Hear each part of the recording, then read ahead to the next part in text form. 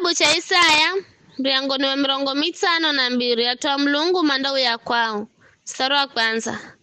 Lamuka uzivike nguvu zewe Sayuni, vala nguo zombizo hewe Jerusalemu mzimueri. Kula Israeli hivi mondani mwako, kamda ngira atumario kama zatahiro edo marioni akolo. Zikute vumbi, ungararokele sikeza kicha enzi hewe Jerusalemu. Zivugule minyororo ya singoni mwako, hewe msichana wa Sayuni urefungwa. Kwani Bwana anaamba vivi, waguzi wa bule, na mdakombolo bila pesa.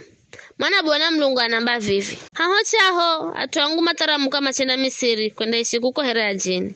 Na ashuruma kionera bila chausa. Bwana anaamba, vikara kuna faida yani kala atuangu malo mateka kaheri. Ama atoleo manavuzo na zinarangu rina huka ano kwenda sana osi. Kwa vizho atuangu mandarimanya jina rangu. Sikiyo mandamanya ukala mimindi mire tabiri.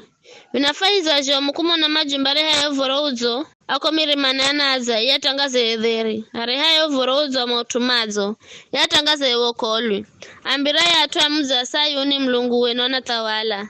Sirikizani harenzenu mana lutamiro yao. Manemba haunga kwa fahiro. Mana Bwana ndeho ya Sayuni. Mandaona na matoga wenye. Piganilonzo la fahiro mbani hangwenga. Heni atumrio mzi wenu wa Jerusalemu wahendwa ganzo. Kwa ukala Bwana za farija atue. Haza ukombola mzi wa Jerusalemu. Bwana za nyesa nguvu zeri mbele za mataifa gosi. Anda kola atue na urimwengu wosi undajona. Kuleni kwa mboleni kuko. Msigute kitu kikolo. Mbolanikeza utungu wa Babeli na mkalaeri. Nini msukula viaja Bwana. Kwani kamda mbola haraka na kamda henda kushimbira. Kwa ukala Bwana anda mtangulia na Mlungu wa Israeli. Anda kala nyuma zenu amurinde. Mstari wa 15. Muhumikiwa kusirima. Lola, muhumikiwa wangu andahenda motu kwa hekima. Andalikuwa na kunulwa zulu na yanda kala zulu sana. Atu anjimari omono mangalala. Usoe na umbore. Jereja nungwa shomu. Hata kala kamanyika na kala ni mdamu.